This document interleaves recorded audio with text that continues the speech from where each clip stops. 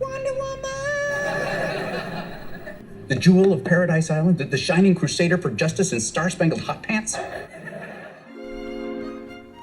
Hello everyone, welcome back to Season 2 of Jimmy Reyes Art. This video is a video of my inking process over comic book artist Jim Lee on the character Wonder Woman. And this is a piece that I've inked for my portfolio and wanted to share my inking process. So for those of you that are visual learners, I wanted to be able to show the way that I ink and what tools that I use. I know there are some videos out there, different inkers that have videos or time-lapse videos and things where they show them inking different pages. But a lot of them, or almost none of them, have a commentary where they actually talk about their inking process or what goes through their mind, why they use a certain tool and how they use that certain tool. So I want to try to fill that gap and provide something to you that isn't out there. So I want to be able to share with you the way that I ink in my inking process. And of course, this isn't the only way to ink, and this isn't the right way to ink. This is just the way that I ink. And these are the tools that I use, that I'm comfortable with. I would recommend trying every different tool that you can out there. You know, primarily there are two tools that are tried and true that, you know, you won't go wrong using these tools. And the first tool is the Crow Quill. It is a 102 and it is from the manufacturer Speedball. And the nib is the primary tool that I use. I'm also a brush inker. I also use a Raphael 8404. It is a Kolinsky sable, and the brush size that I use is size 2. Now those are the two different tools that are tried and true, that are good. There are different tools that are out there. There is the watercolor brush, that is the Aqua brush from Pentel. There is also the Sakura Koi, different type of watercolor brushes, and they have the handles have the water well where you fill it up with water and it makes it portable, so that when you paint with your watercolors, you don't have to carry a separate jar of water. So some inkers use the Pentel, I believe it's the Aqua brush, or Aquawash or something. I don't remember exactly because I don't use that brush, but there is a inker out there who's really mastered that brush, and his name is Walden Wong, and he does have a YouTube channel. So if you do want to go over to his channel, and you can watch as he inks with that brush. It is a brush that I do want to get because it gives you a certain type of look, and there are times where I would like to use that look within a piece, and by expanding your arsenal, and by that I mean that the tools that you're using, whenever a particular page comes to you and the artwork requires a certain tool, or the artist wants a certain look, or you want to give that piece a certain look, then by having a wide arsenal where you know how to use many different tools and different tricks in your bag, that you're able to achieve that type of line work or that type of effect, it's going to be beneficial to you. It's also going to make the penciler happy, who's going to want to work with you more often. The readers and the people that are viewing the artwork, it's just going to make the artwork much more visually appealing. And of course, by satisfying the penciler and meeting the deadline, you're going to make your editor happy, and that's really what you want to do. Is you really primarily want to keep that editor happy, but of course, you want to keep a penciler happy because ultimately, it is their work. As an inker, we are there to finish the artwork. We are there to embellish the artwork, to enhance it, and primarily our goal is to keep the penciler's vision, because it is their work, and you do want to keep them happy so that they continue to want to work with you. As an inker, you either have or don't have the ability or the eye to maintain a penciler's art style. Scott Williams once joked around and said that a monkey could learn to throw a clean line. And I think what he meant by that is that anyone really can learn to throw a clean line. Comic book inking, and although I've joked around about it as well, really isn't tracing with style. I've joked and said that it's that I'm a tracer with style, But really, comic book inking is a technical skill. It is something that where you have to learn the tools, you have to learn all the different technical parts of inking to enhance artwork. But at the same time, you have to have that eye as an artist to be able to keep the penciler's artwork. You want to harmonize with them. You don't want to overpower or take over the artwork. You want to be able to enhance the artwork. So there are some subtleties and things that you do want to add in there, and textures and things you want to aid and help the penciler along with, because you are translating graphite line work, which is the pencil line work, from grays to black and white line art. And there are different ways to achieve different gray tones, and in this video you'll get to see different various gray tones and effects that I use to achieve that, to achieve textures and different gradations and different grays. So the particular artist that I'm inking here is Jim Lee, and Jim Lee has been inked over many different years. I mean, several decades, various different inkers. His primarily worked with Scott Williams, who is his personal inker. But there have been times where Scott Williams has inked over different pencilers. There have been different inkers that have inked over Jim Lee. And there's a lot of extremely talented people. The top guys get to work over Jim Lee. And so that may be why I have not tried inking Jim Lee in my portfolio piece. It really wasn't that Jim Lee's work is difficult to ink. Now, my peers have told me that. I've heard, people have mentioned to me, hey, why don't you try inking Jim Lee? He's much more difficult to ink than I am. His art style is difficult. And I never thought of it as being difficult. I think because I grew up on Jim Lee artwork. The first artwork that I had ever seen from a comic book artist was Jim Lee. First time I'd ever gone into a comic book store, I saw Wildcats #1, and Wildcats #1 was on the counter, and the comic book store that I went into would place their new comic books flat on the table, and there it was, Wildcats #1, and I could not stop staring at the line work. I thought, wow, I had no idea comic books could be rendered this way. And I think right off the bat, I was destined to be a comic book inker. I started to study and admire the line work so closely that I was really studying Scott Williams' line work. I didn't really step back and look at the artwork as a whole, looking at the anatomy or the composition and things like that. I was really studying the line work, the curves of the lines, the thickness of the line, the weight variations, the reverse inking, and just really paid attention to a lot of that. So I think, right off the bat, I was going to be an inker.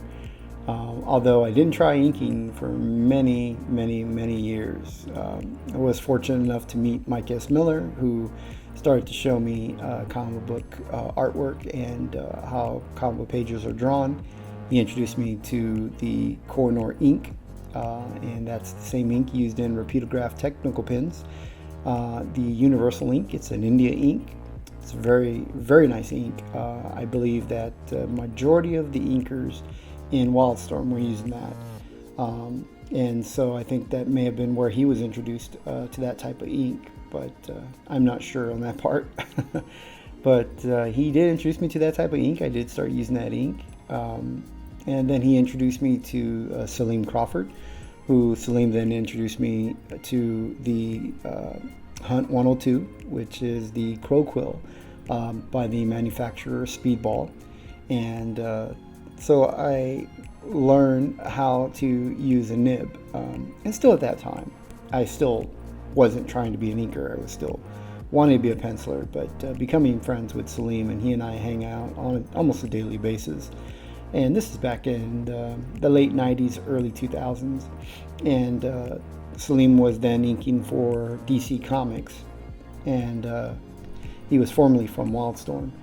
And so getting to watch him ink pages and talking with him about, his inking process. Because, being friends, I wanted to take an interest in what he was doing. And he was nice enough to even ink over a page that I had drawn. I had drawn a cover for created on a project of mine, and he liked it, and he had a day that was free, and he said, "Hey, do you mind if I ink it?" And we were watching the movie Godzilla, and he was sitting there inking the cover, and I was really excited to have a professional inker ink my work, and I forgot how exciting that is to get inked by a professional inker.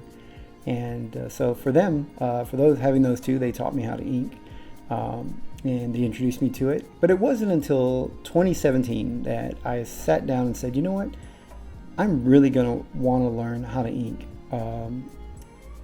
Going back 2007, I picked up a nib and started inking a few stuff for people that needed inks. I was inking independent comic books, and really I was asked, they said, "Hey, I've seen you ink your own work. Can you ink this book for me?" And I said, okay. That was practically inking for free. Very little money that really didn't cover even my art supplies. It just barely covered my quill nibs. And I was really paying to ink, paying to get the art printed on bristle boards, and was inking over blue line. Especially back then, it was much more expensive. It wasn't as convenient where you could print it at home. So then I got out of comic book inking, decided in 2017, as I mentioned, that I really want to make a career out of it. I really want to learn. And that's when I sat down and spent months, almost a year, trying to hone my skill.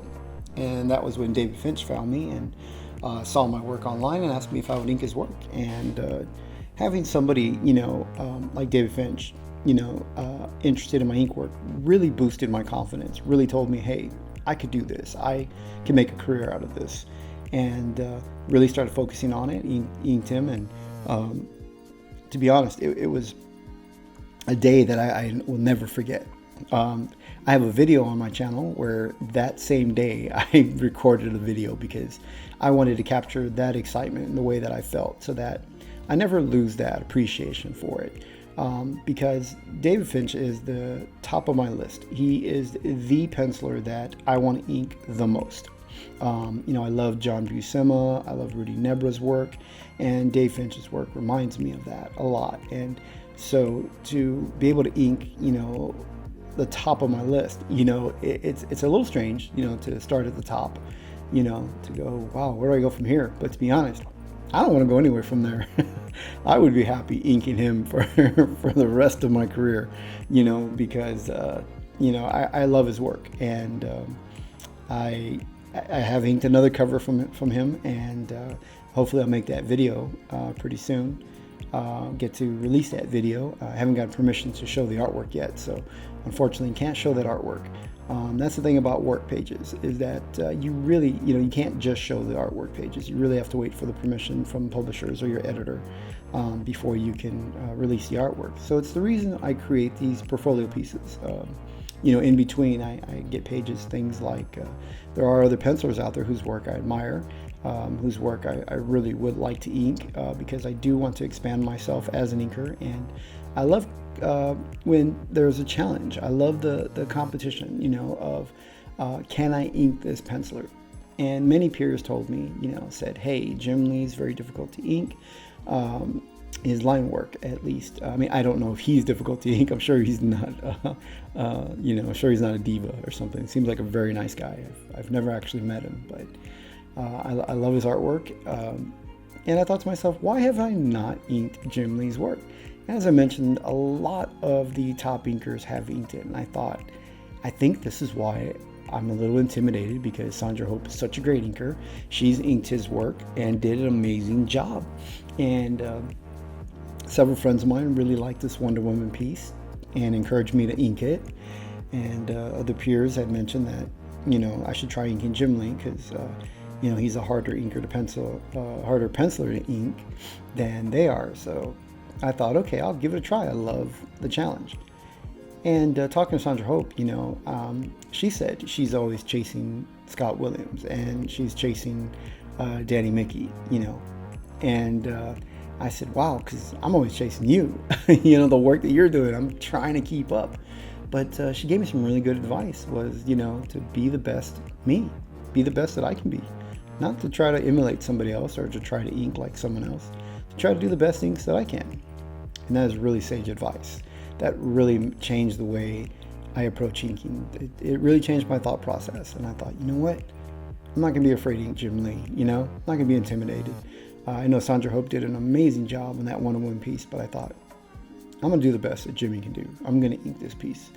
And so I approached it as another page that I approached it as actual work. I said, okay, here's a page, it's on my desk. And anytime I do these portfolio pieces, I pretend to give myself a deadline. I give myself this imaginary deadline. Okay, this page, it's a cover, so let's say I'm going to get it done in a day and a half.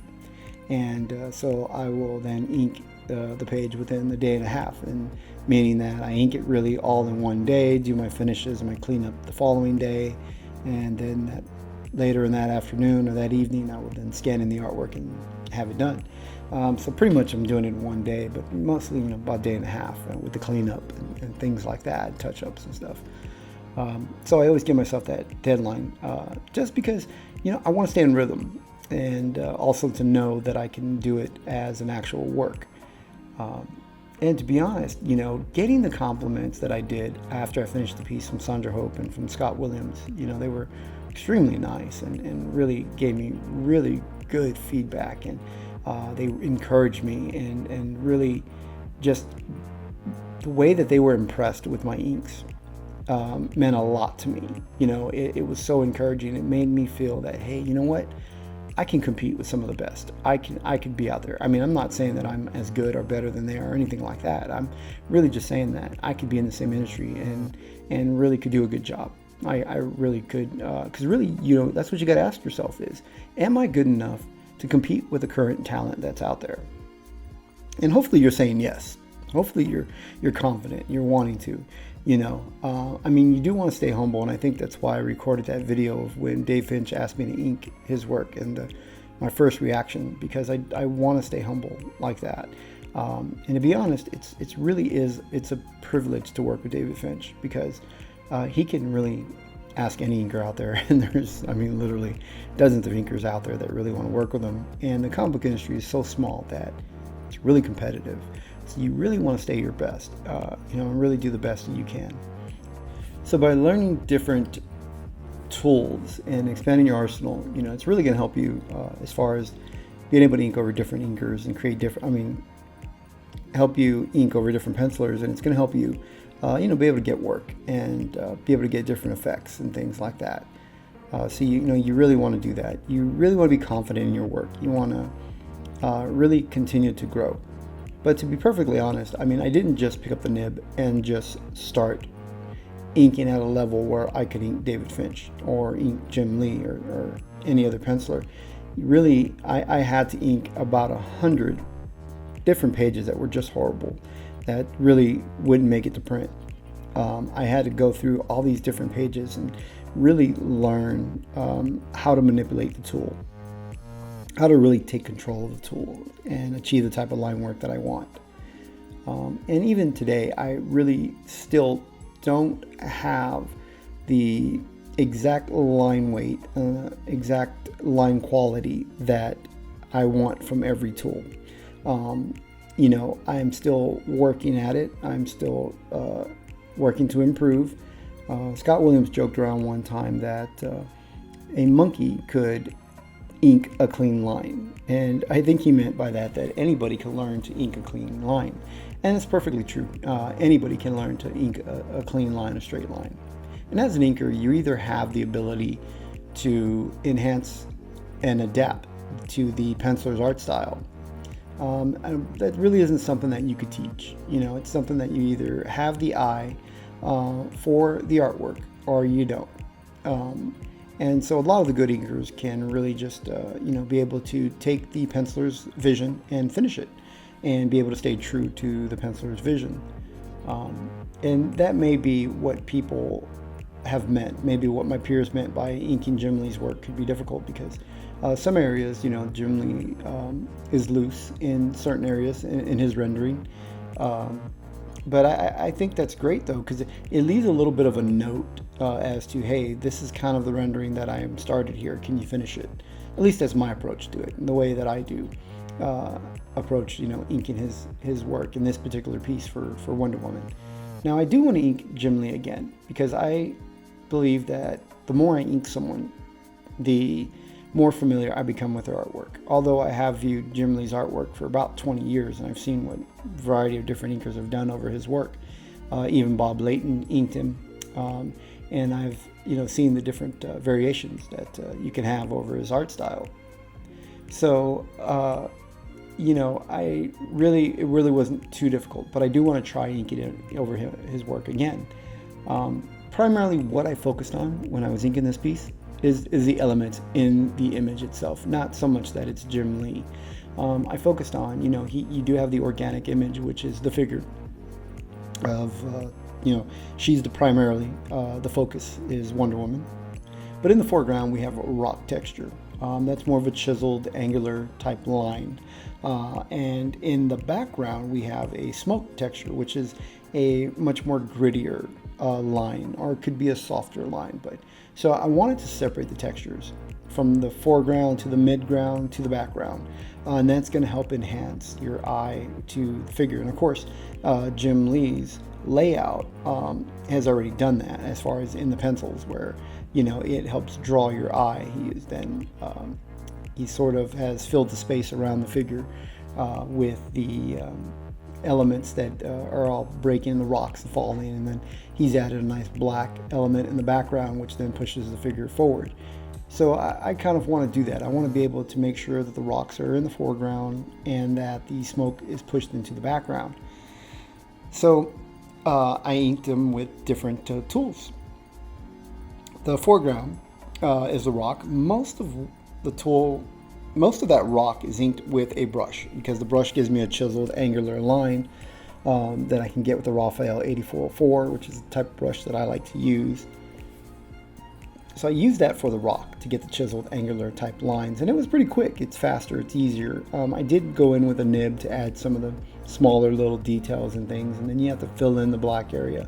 So it does take just a little bit longer, but that extra attention to detail really enhances the artwork. It really makes it visually appealing. Of course, you could really, describe the texture with less line work. You don't need more line work to describe the type of texture that's on there. I mean, you can do it with just a few lines, but adding in those extra little details and things like that, I think really make it visually appealing. And since it's a cover, it's a lot more fun, to look at. And then with the background, I wanted to do something just a little different. I do want to try to keep energy in the line work, because the penciler is using their pencil and they're sketching things out. It's Mark Silvestri's mentioned where you draw pretty quickly, keep that energy. Then when you're translating from graphite to ink, you can't change up the weight of your pencil. And, with a pencil, you can change up the pressure and the amount of weight, and you can vary your shades of gray, different gray tones. But you can't do that with ink. Ink is solid black, and so you have to recreate their grays and different gray tones by doing different type of hatching, different cross hatching, different type of textures and things like that. So I want to keep that energy. So by doing so, I think it's why my style of inking is a bit sketchy at times. I do try to keep my line work organized. I do try to keep the bleeds evenly spaced out. I do like to add texture. I do like to add a little bit of a sketch look here and there, because I want to maintain that energy. By doing too clean of a line work, because you can get really clean in the line work, then it begins to look too mechanical and it begins to look too digital. So I don't want to do that. I want to be able to maintain that hand-drawn look, that energy, and that excitement within the artwork, because that's what it is. It's artwork. It's hand-created. It's something made by a person.